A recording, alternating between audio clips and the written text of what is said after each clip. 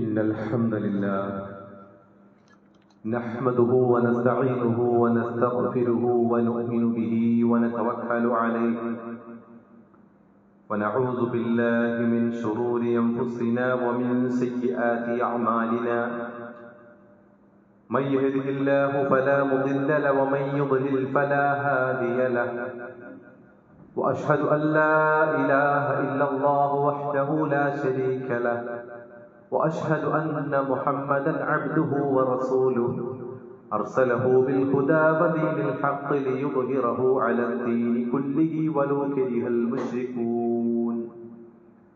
اللهم صل على محمد وعلى آل محمد كما صليت على إبراهيم وعلى آل إبراهيم إنك حميد مجيد.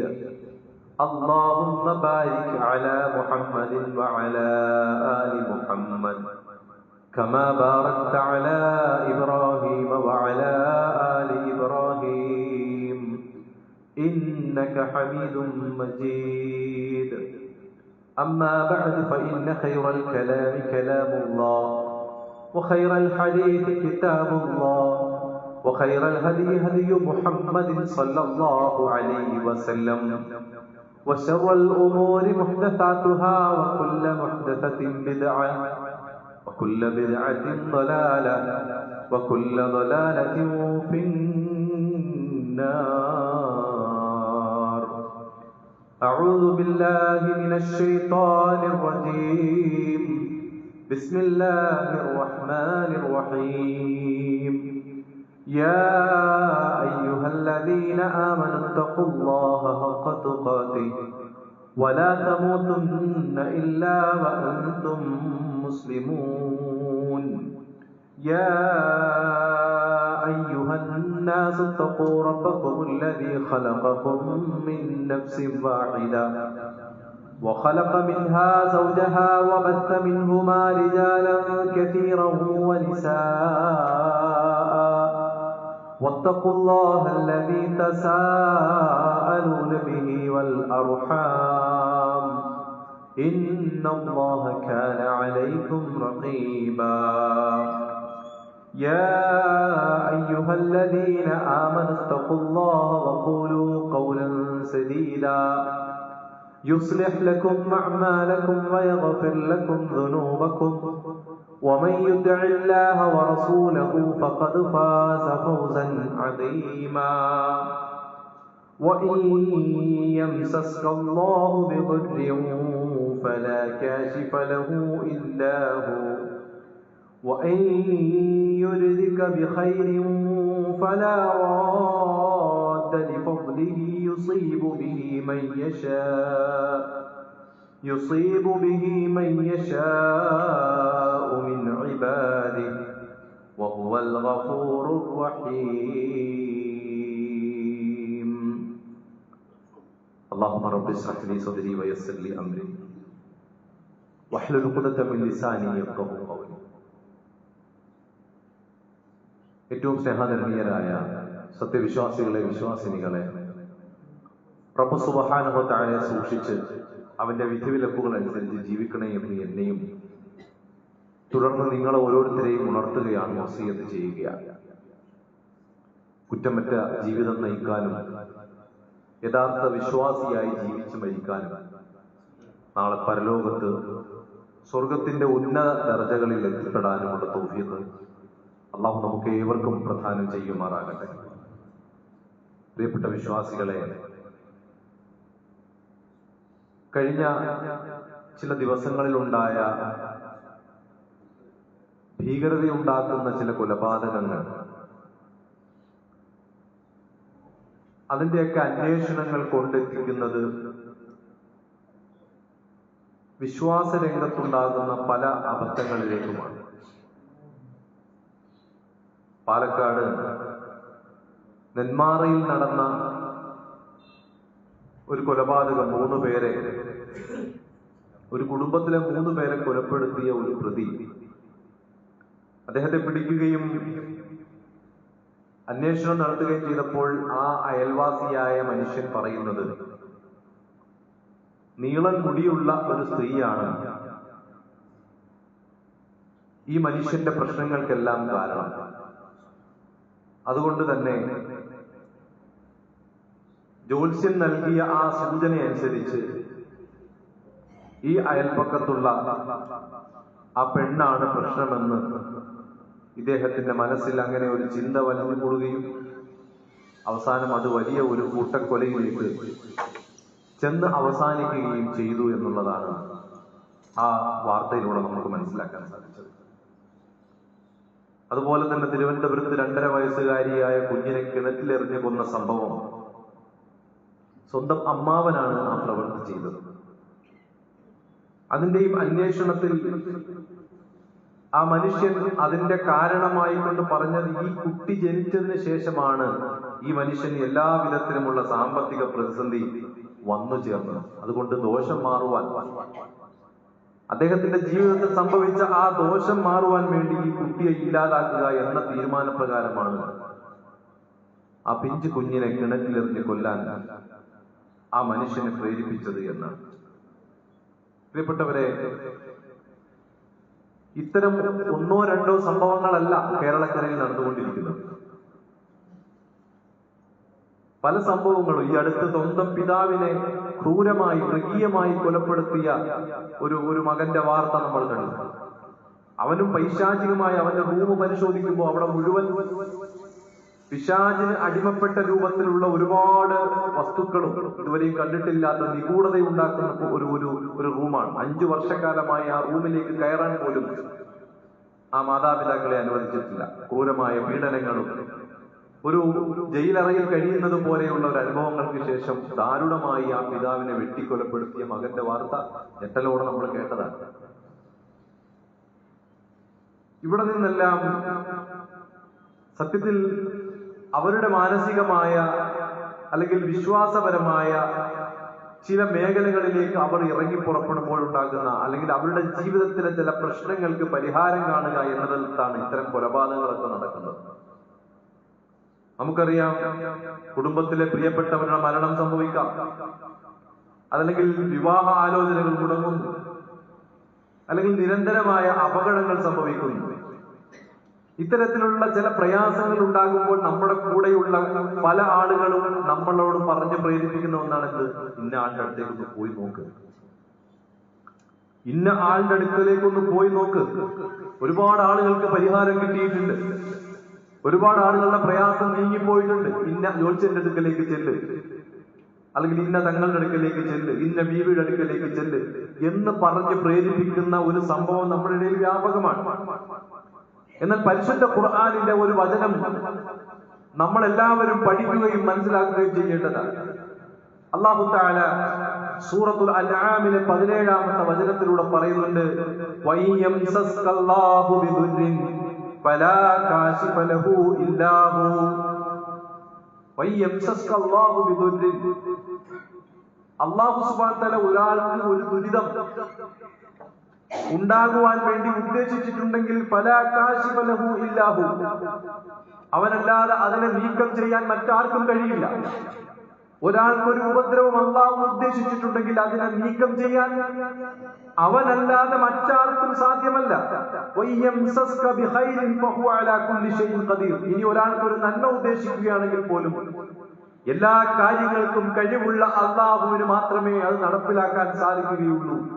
അപ്പൊ ഖൈറാകട്ടെ ശർറാകട്ടെ എല്ലാം അല്ലാഹുവിങ്കൽ നിന്നാണെന്നുള്ള വിശ്വാസം ചെറുപ്രായം മുതലേ പഠിച്ചവരാണ് നമ്മൾ. വിശ്വാസ കാര്യങ്ങൾ, ഈമാൻ കാര്യങ്ങൾ എന്നും പറഞ്ഞ് നമ്മൾ 6 എണ്ണം ചെറപറായി എണ്ണി പറയുന്നവരാണ് മദ്രസ കാലം മുതൽ. അതിലവസാനമായി നമ്മൾ പറഞ്ഞത് തന്നെ എന്താണ്? ഖൈറും ഷർറും അല്ലാഹുവിങ്കൽ നിന്നുള്ളതാണ്. അതല്ലാതെ നമുക്കെന്തെങ്കിലും മുടക്കം വന്നാൽ അത് നേടിത്തരാൻ ഈ ലോകത്തൊരാൾക്കും സാധ്യമല്ല കൂട്ടരെ, ഈ ലോകത്തൊരാൾക്കും സാധ്യമല്ല. എത്ര ജ്യോത്സ്യൻ എന്ന് പറഞ്ഞാലും ഒരു സിദ്ധന്മാർക്കും ഒരു ഔലിയാക്കൾക്കും അത് സാധിക്കുകയില്ല എന്നുള്ളത് പരിശുദ്ധ ഖുർആനിന്റെ ഈ ഒരു വചനം കൊണ്ട് മാത്രം നമുക്ക് പറയാൻ സാധിക്കുന്ന ഒരു കാര്യമാണ്. ഇതേ രൂപത്തിൽ അല്ലാഹു സുബ്ഹാനഹു വ തആല സൂറത്തുൽ യൂനിസിലെ 107-ാമത്തെ വചനത്തിൽ ഇത് ആവർത്തിക്കുന്നുണ്ട്. ഏത്? വയംസസ്കല്ലാഹു ബിദുർരിൻ ഫലാ കാശിഫ ലഹു ഇല്ലാ ഹു. ഒരു ഖൈർ ഉദ്ദേശിച്ചാൽ ആ അനുഗ്രഹത്തെ നീക്കിക്കളയാൻ, അതിനെ തടയാൻ ഒരാൾക്കും സാധ്യമല്ല എന്ന് അല്ലാഹു സുബ്ഹാനഹു വ തആല അവിടെ ഓർമ്മപ്പെടുത്തുന്നത് കാണാൻ സാധിക്കും. അപ്പൊ നോക്കൂ നിങ്ങൾ, ഇത്തരത്തിൽ അല്ലാഹുവാണോ വലിയവൻ, അതല്ല ഈ പറയപ്പെടുന്ന വലിയ എന്ന് പറയുന്ന അല്ലെങ്കിൽ ഔലിയാക്കൾ എന്ന് പേര് വിളിക്കുന്ന പല രൂപത്തിലും ഇത്തരത്തിലുള്ള ആളുകളുടെ അടുക്കൽ ചെന്നാൽ അവർ സന്താനത്തെ നൽകുമെന്ന് വിശ്വസിക്കലാണ്, അവർ രോഗം ശിഫയാക്കുമെന്ന് വിശ്വസിക്കലാണ്, അവർ ദുരിതങ്ങളും പ്രയാസങ്ങളും നീക്കിത്തരും, ദുനിയാവിലെ പ്രയാസങ്ങൾ മാറ്റിത്തരും എന്ന വിശ്വാസത്തിൽ അവരുടെ അടുക്കലേക്ക് ചിന്തിക്കുകയാണ്.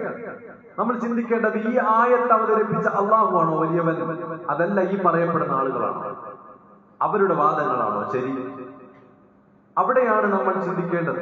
പലപ്പോഴും ചില ആളുകൾ ഇത്തരം സന്ദർഭങ്ങളിൽ പ്രശ്നം നോക്കുന്ന ചില ആളുകളുണ്ട്, നമ്മുടെ ഇടയിൽ തന്നെ ഉണ്ട്. എന്ത്, അടുക്കള എവിടെ വെക്കണം, കന്നിമൂല എവിടെ വരണം, അല്ലെങ്കിൽ ഇന്ന ഭാഗം ശരിയല്ല, ഇന്ന സ്ഥലത്ത് ടോയ്ലറ്റ് വന്നത് ശരിയല്ല, അല്ലെങ്കിൽ വീടിന്റെ ആ ഒരു ഘടന ശരിയല്ല, സെപ്റ്റിക് ടാങ്കിന്റെ സ്ഥാനം മാറിയിട്ടുണ്ട്. ഇങ്ങനെയാണ് ഓരോരുത്തർ പറയുക. അത് ശരിയാണോ, ഇന്നത് ശരിയാണോ എന്നെല്ലാം നമ്മൾ ഇന്ന ആളുകളെ വിളിച്ച് കാണിക്കുന്നതിന് ഒരുപാടുണ്ട്. അതുപോലെ തന്നെ കിഴക്ക് പടിഞ്ഞാറ് ആ ഭാഗത്തേക്കാണ് വീട് തിരിയേണ്ടതുണ്ട്. അതിന്റെ പേരിൽ ലക്ഷങ്ങൾ മുടക്കിയ വീടുകൾ തന്നെ പൊളിച്ചു മാറ്റുന്ന എത്രയോ സംഭവങ്ങൾ നമ്മളുടെ ലക്ഷങ്ങൾ മുടക്കിയ വീടുകൾ ഇതിന്റെ പേരിൽ ഇന്ന ചില ആളുകൾ പറഞ്ഞതിന്റെ പേരിൽ പൊളിച്ചു മാറ്റുക, അല്ലെങ്കിൽ വീടുണ്ടാക്കി എല്ലാ പണികളും കഴിഞ്ഞ് താമസമാകാൻ സമയം നേരത്താണ് ഇന്ന സമയത്ത് കയറാൻ പറ്റുമോ എന്ന് ചോദിക്കാൻ നേരത്തായിരിക്കും പറയുന്നത് ആ വീട്ടിൽ നിങ്ങൾക്ക് ഇനി കയറാൻ പറ്റില്ല, ദുർമരണങ്ങൾ സംഭവിക്കും. ഇങ്ങനെ ഓരോന്നായി ഈ പറയപ്പെട്ട സാധാരണക്കാരായ ചില ആളുകളിൽ അവർ പിന്നെ വിശ്വാസം നേടിയെടുത്തുകൊണ്ട് പലതരത്തിലുമുള്ള കള്ളത്തരങ്ങൾ പ്രചരിപ്പിച്ചുകൊണ്ട് പിശാചിന്റെ കൂട്ടാളികളായി ജീവിക്കുന്ന ഈ ആളുകൾ അടുക്കൽ ചെന്നിട്ട് എന്ത് ചെയ്യാണ്, ഇത്തരത്തിൽ വലിയ വലിയ പ്രശ്നങ്ങളിലേക്ക് നമ്മുടെ ആളുകൾ ചെന്ന് ചേരുകയാണ്. വല്ലാത്തൊരു അപകടകരമായ അവസ്ഥയാണ്. അള്ളാഹുവിനെ സംബന്ധിച്ചിടത്തോളം അല്ലാഹു സുബ്ഹാനഹു വ തആല പറഞ്ഞു, ഖൈറും ശർറും ആ രൂപത്തിൽ പല രൂപത്തിൽ അല്ലാഹു സുബ്ഹാനഹു വ തആല പരീക്ഷിക്കും. കുല്ലു നഫ്സിൻ ദാഇഖത്തുൽ മൗത്ത്, ഏതൊരു ദേഹവും മരണം ആസ്വദിക്കും. വനബ്ലുവകും ബിൽ ശർരി വൽ ഖൈരി ഫിത്ന, നന്മ കൊണ്ട് ഖൈറ് കൊണ്ടും ശർറ് കൊണ്ടും അല്ലാഹു നിങ്ങളെ ഒരു പരീക്ഷണം പരീക്ഷിക്കുക തന്നെ ചെയ്യും. വഇലൈനാ തുർജഊൻ, നമ്മിലേക്ക് അവർ മടക്കപ്പെടുകയും ചെയ്യും. അല്ലാഹു സുബ്ഹാനഹു വ തആല നമ്മളോട് വളരെ കൃത്യമായി കൊണ്ട് പറഞ്ഞു. നമസ്കാര ശേഷം ഒരു വിശ്വാസി അർത്ഥസഹിതമാണെന്ന് പഠിക്കേണ്ടത്. നമ്മൾ ചിലപ്പോൾ നാവിൽ നിസ്കാരം കഴിഞ്ഞാൽ വരും അല്ലാഹുമ്മ ലാ മാനിഅ ലിമാ അഅ്തൈത വലാ മുഅ്തിയ ലിമാ മനഅത എന്ന വാക്കുകളൊക്കെ ഇങ്ങനെ വരും. പക്ഷെ അതിന്റെ അർത്ഥം എന്താണ് പ്രിയമുള്ളവരെ? അല്ലാഹുമ്മ ലാ മാനിഅ ലിമാ അഅ്തൈത വലാ മുഅ്തിയ ലിമാ മനഅത, നീ നൽകിയതിനെ തടയാൻ ആരുമില്ല റബ്ബേ, നീ തടഞ്ഞതിനെ നൽകാനും ആരുമില്ല റബ്ബേ. ഇത് അംഗീകരിക്കുന്ന ഒരു വിശ്വാസിക്ക് എങ്ങനെ ഈ വിശ്വാസം കൊണ്ടു നടക്കാൻ പറ്റുമെന്നുള്ളത് നമ്മൾ നന്നായിട്ട് ആലോചിക്കേണ്ട ഒരു വിഷയമാണ്. അത് മാത്രവുമല്ല, പരിശുദ്ധ ഖുർആൻ പ്രവാചക വചനങ്ങൾ നമുക്ക് പഠിപ്പിച്ചു തന്നു പരിഹാരം. അങ്ങനെയുള്ള പ്രയാസങ്ങളുണ്ടോ ജീവിതത്തിൽ? മറ്റുള്ള സൃഷ്ടികളിൽ നിന്നുള്ള പ്രയാസങ്ങൾ, അത് ജിന്നാകട്ടെ അല്ലെങ്കിൽ മറ്റ് ജീവജാലങ്ങളാകട്ടെ, അത്തരത്തിലുള്ള പ്രയാസങ്ങളും പ്രതിസന്ധികളും ബുദ്ധിമുട്ടുകളും നിങ്ങളുടെ ജീവിതത്തിൽ നിങ്ങൾ ആരട്ടുന്നുണ്ടെങ്കിൽ അല്ലാഹുവിന്റെ റസൂൽ സല്ലല്ലാഹു അലൈഹി വസല്ലം പഠിപ്പിച്ചു, അഊദു ബികലിമാത്തില്ലാഹി താമ്മാതി മിൻ ശർരി മാ ഖലഖ, അഊദു ബികലിമാത്തില്ലാഹി താമ്മാതി മിൻ ശർരി മാ ഖലഖ. അല്ലാഹു സുബ്ഹാനഹു വ തആല സൃഷ്ടിച്ച സകല സൃഷ്ടിജാലങ്ങളിൽ നിന്നും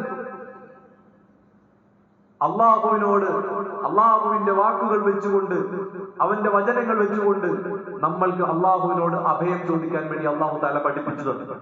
അതൊരു വലിയ അഭയം തേടലാണ്. അള്ളാഹുവിന്റെ സൃഷ്ടിജാലങ്ങളിൽ നിന്നുള്ള മുഴുവൻ സൃഷ്ടികളിൽ നിന്നുള്ള എല്ലാവിധത്തിലുമുള്ള ശർറിൽ നിന്നുള്ള ഒരു വലിയ അഭയം ചോദിക്കലാണ് ഈ അഊദു ബികലിമാത്തില്ലാഹി താമ്മാതി മിൻ ശർരി മാ ഖലഖ എന്നുള്ളത്. അതുപോലെ തന്നെ സൂറത്തുൽ ഫലഖും സൂറത്തുൽ നാസും ഇത്തരം പലതരത്തിലുള്ള പ്രയാസങ്ങൾക്കും പ്രതിസന്ധികൾക്കും പരിഹാരമായി കൊണ്ട് എല്ലാ തിന്മകളിൽ നിന്നുള്ള കാവൽ ചോദിക്കലാണ് ഈ സൂറത്തുകളെന്ന് നബി സല്ലല്ലാഹു അലൈഹി വസല്ലം പഠിപ്പിച്ചു തന്നു.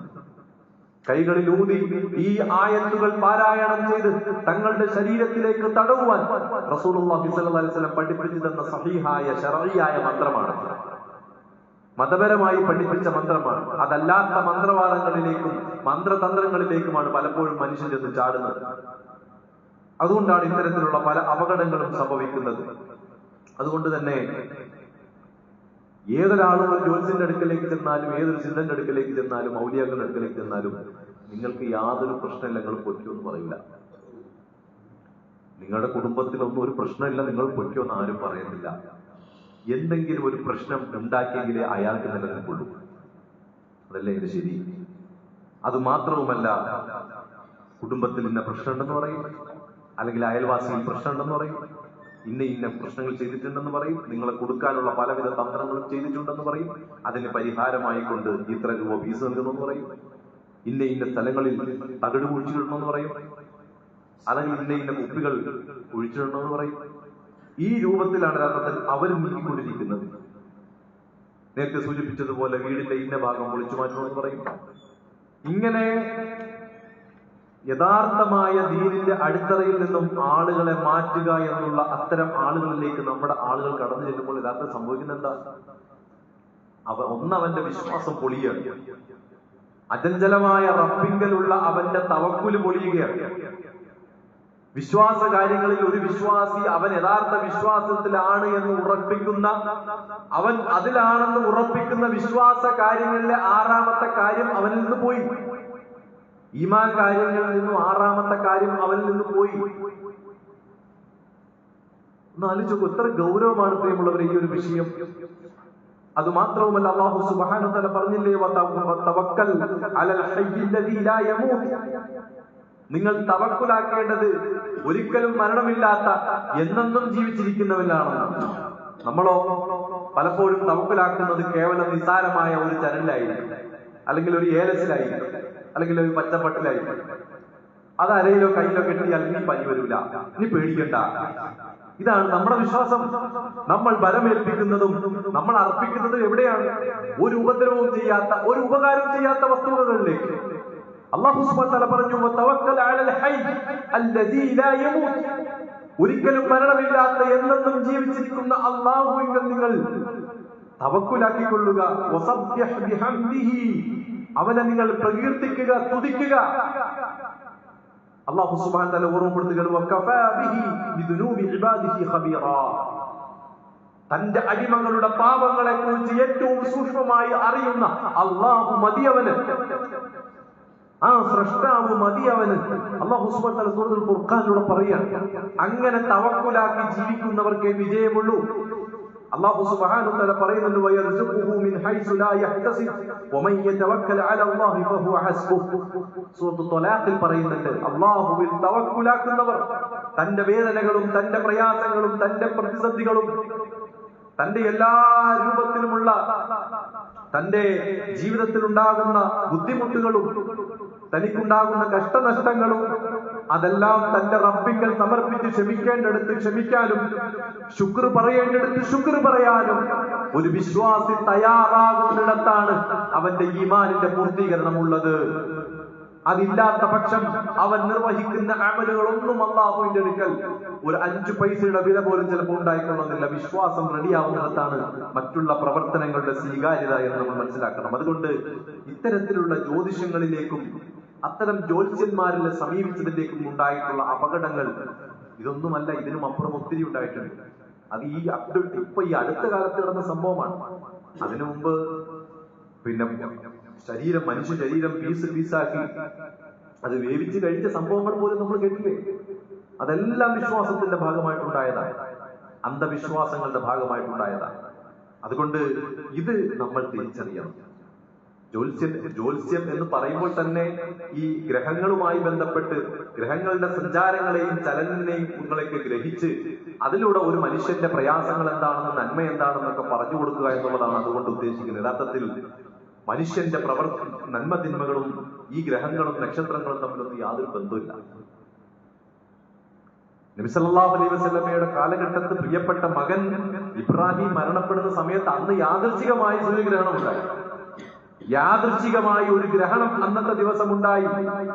ആ സമയത്ത് പ്രകൃതിയുടെ ഈ മാറ്റം കണ്ടിട്ട് അവിടെയുള്ള ആളുകൾ പറഞ്ഞു, ഇത് പ്രവാചകന്റെ മകൻ മരണപ്പെട്ടതിൽ പ്രകൃതി പോലും ദുഃഖിക്കുന്നു, വിഷമിക്കുന്നു, പ്രകൃതിയിൽ മാറ്റം സംഭവിച്ചു, ഗ്രഹണം സംഭവിച്ചു എന്ന് പറയുന്ന ആ സമയത്ത് നബി സല്ലല്ലാഹു അലൈഹി വസല്ലമ തിരുത്തേണ്ട ആ സമയത്ത് ഉടൻ തന്നെ റസൂലുള്ളാഹി എഴുന്നേറ്റ് അനുയായികളെ വിളിച്ചു കൂട്ടിക്കൊണ്ട് പറയുന്നുണ്ട്, ഇന്ന ശംസ വൽ ഖമറ ആയതാനി മിൻ ആയാത്തില്ലാഹ്.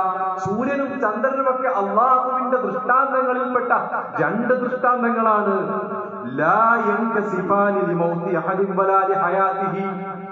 ഒരാളുടെ മരണം കൊണ്ടോ ഒരാളുടെ ജനനത്തിന്റെ കാരണം കൊണ്ടോ അതിന് ഗ്രഹണം സംഭവിക്കൂല. അങ്ങനെയുള്ള ഒരു തരത്തിലുമുള്ള ചലനങ്ങളും മാറ്റങ്ങളൊന്നും ഗ്രഹങ്ങൾക്ക് സംഭവിക്കത്തില്ല എന്ന് നബി സല്ലല്ലാഹു അലൈഹി വസല്ലമ ഓർമ്മപ്പെടുത്തുകയുണ്ടായി. പരിശുദ്ധ ഖുർആനിൽ പ്രവാചക വചനങ്ങളിൽ ഇത്തരത്തിൽ ജ്യോതിഷവുമായി ബന്ധപ്പെട്ട് ഭാവി കാര്യങ്ങളും ജീവിതത്തിലെ ഹൈർ ഷർറുകളും ഒക്കെ അറിയാൻ വേണ്ടി പല ആളുകളും തട്ടമിട്ട നമ്മളുടെ സഹോദരിമാരടക്കം ബീച്ചുകളിലൊക്കെ ചെല്ലുമ്പോൾ നമുക്ക് കാണാം കൈ നീട്ടിയിരിക്കുന്ന അവരുടെ ഭാവി അറിയാൻ വേണ്ടി. തത്തയെ കൊണ്ട് കാർഡ് എടുപ്പിച്ചിട്ട് ആ കാർഡിലെ അവസ്ഥ എന്താണെന്ന് നോക്കിയിട്ട് നെടുവീർപ്പെടുന്ന ഉപ്പമാര് ഒക്കെ നമുക്ക് കാണാൻ പറ്റും. എവിടെയാണ് എത്തി നിൽക്കുന്ന നമ്മുടെ ഉമ്മത്ത്? അതുകൊണ്ടാണ് അത്തരത്തിലുള്ള ആളുകളെ സംബന്ധിച്ച് നബി സല്ലല്ലാഹു അലൈഹി വസല്ലമ വളരെ ശക്തമായ ഭാഷയിൽ പറഞ്ഞിട്ടുണ്ട്. നബി സല്ലല്ലാഹു അലൈഹി വസല്ലം പറയാണ്, മൻ അതാ അർറാഫൻ ഫസഅലഹു അൻ ഷൈഇൻ ലം തുഖ്ബൽ ലഹു സ്വലാത്തുൻ 40 ലൈല. ആരെങ്കിലും ജ്യോത്സ്യനെ സമീപിക്കുകയും അവനോട് എന്തെങ്കിലും ചോദിക്കുകയും ചെയ്താൽ 40 രാത്രികളിലെ അവന്റെ നമസ്കാരം സ്വീകരിക്കൂല. നമസ്കാരം സ്വീകരിക്കപ്പെടൂല. നമസ്കാരം കൊണ്ട് യാതൊരു കാര്യവുമില്ല. അത്തരത്തിൽ ആളുകളെ സംബന്ധിച്ച് നബി സല്ലല്ലാഹു അലൈഹി വസല്ലം ഓർമ്മപ്പെടുത്തി. അത് മാത്രവുമല്ല, മറ്റൊരിടത്ത് കുറച്ചുകൂടി ശക്തമായ ഭാഷയിൽ പറഞ്ഞു, ഇത്തരത്തിൽ ജ്യോതിഷിയെ സമീപിക്കുകയും തന്റെ ജീവിതവുമായി ബന്ധപ്പെട്ട കണക്ക് നോക്കുകയും സമീപിക്കുകയും ഒക്കെ ചെയ്ത് അവൻ പറയുന്നത് സത്യപ്പെടുത്തുകയും ചെയ്താൽ മുഹമ്മദ് നബി സല്ലല്ലാഹു അലൈഹി വസല്ലമയുടെ മേൽ അവതരിച്ചതിനെ അവൻ നിഷേധിച്ചിരിക്കുന്നു.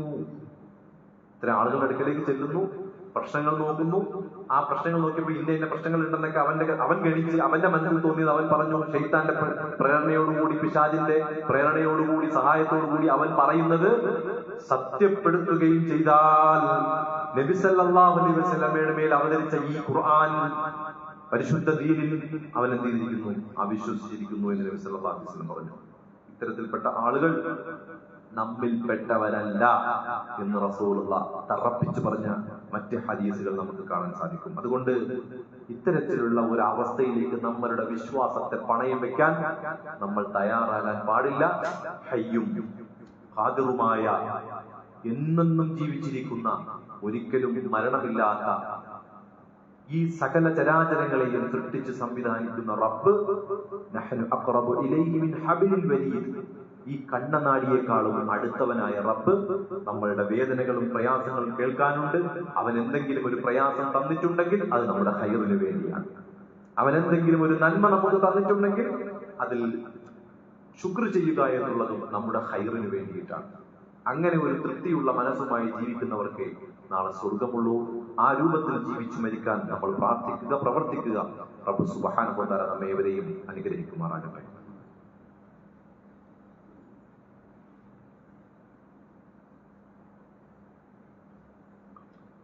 അൽഹംദുലില്ലാഹ് ഹംദൻ കസീറൻ തയ്യിബൻ മുബാറകൻ ഫീഹി.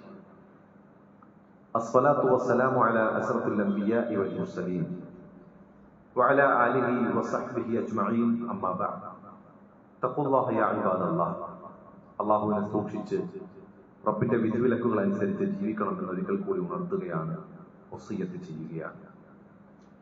പ്രിയപ്പെട്ട സഹോദരങ്ങളെ, ശഅബാൻ മാസവുമായി ബന്ധപ്പെട്ട് നമ്മൾ മനസ്സിലാക്കേണ്ട കുറെ കാര്യങ്ങൾ കഴിഞ്ഞ ആഴ്ചയിൽ നമ്മൾ വിഷയം ചർച്ച ചെയ്യുകയും നമ്മൾ മനസ്സിലാക്കുകയും ഒക്കെ ചെയ്തിട്ടുണ്ടായിരുന്നു.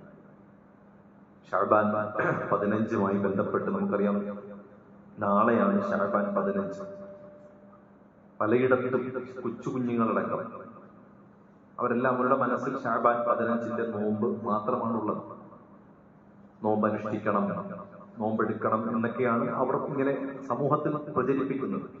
സത്യത്തിൽ അങ്ങനെ ശഅബാൻ 15 ഒരു ബറാഅത്ത് നോമ്പ് നബി സല്ലല്ലാഹു അലൈഹി വസല്ലമ എടുക്കുകയോ എടുക്കുവാൻ വേണ്ടി കൽപ്പിക്കുകയോ ചെയ്തിട്ടില്ല എന്നുള്ളതാണ് അതിന്റെ ഏറ്റവും വലിയൊരു യാഥാർത്ഥ്യം.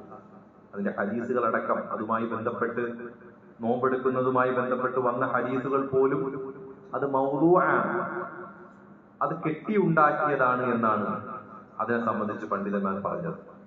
ശാഫിഈ മദ്ഹബ് പിൻപറ്റുന്ന അല്ലെങ്കിൽ പ്രബലമായ മദ്ഹബിലെ പണ്ഡിതന്മാരടക്കം, ഫിഖ്ഹി പണ്ഡിതന്മാരടക്കം ആ വിഷയത്തിൽ അവർ അതിനെ സംബന്ധിച്ച് പറഞ്ഞത് യഥാർത്ഥത്തിൽ അത് ആ അമൽ ചെയ്യാൻ പറ്റുന്ന രൂപത്തിലുള്ള തെളിവുള്ള ഒരു കാര്യമല്ല, അത് മൗദൂആണ്, കെട്ടിയുണ്ടാക്കിയ ഹദീസാണെന്ന് കൃത്യമായി കൊണ്ട് ഓർമ്മപ്പെടുത്തുന്നത് നമുക്ക് കാണാൻ സാധിക്കും. അതുകൊണ്ട് ബിദ്അത്തുകൾ നമ്മുടെ ജീവിതത്തിൽ ഉണ്ടാവാൻ പാടില്ല. അതിന്റെ പേരിൽ നഷ്ടപ്പെടുന്നത് പ്രധാനപ്പെട്ട ഒരു സുന്നത്താണ്.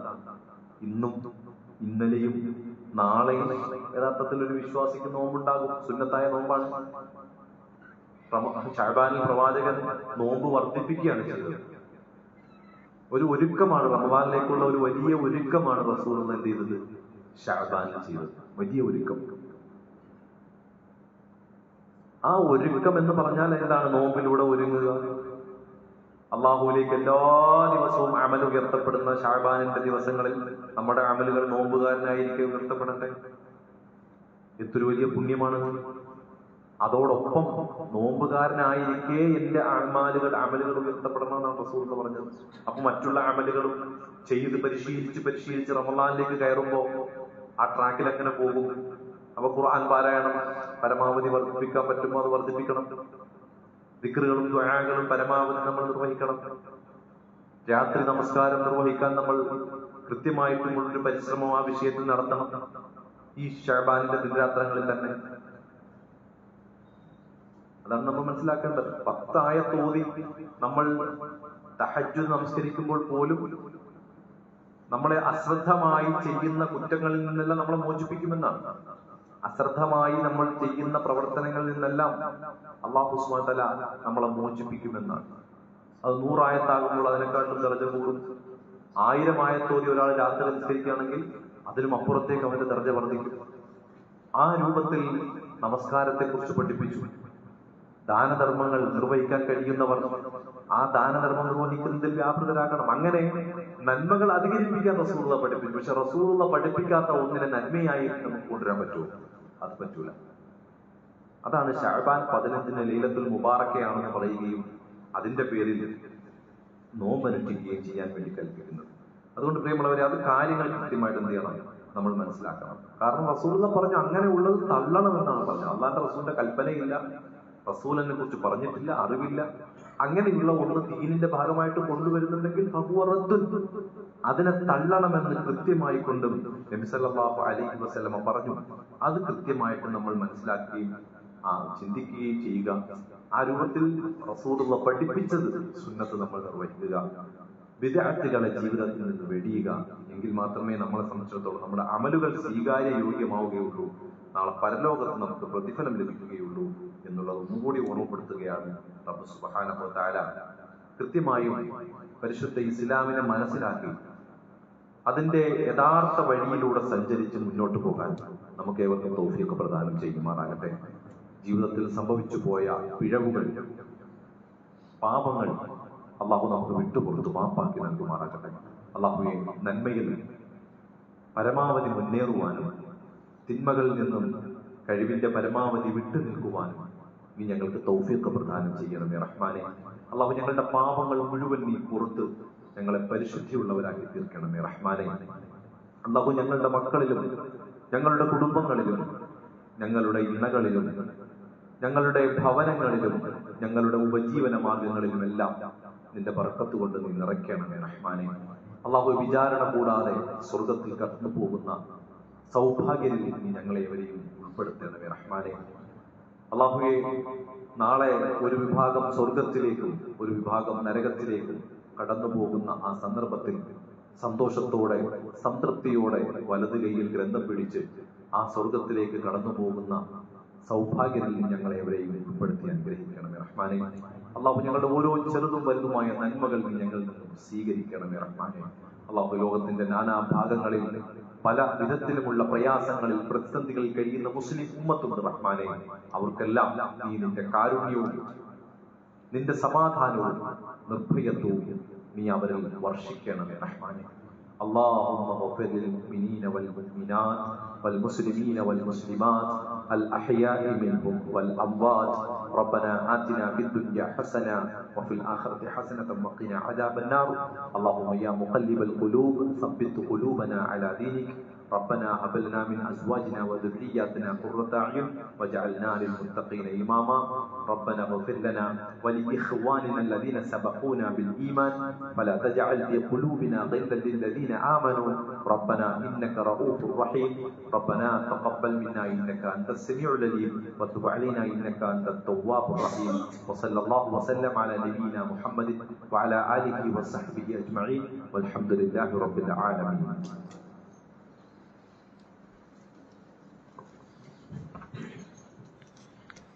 الله أكبر.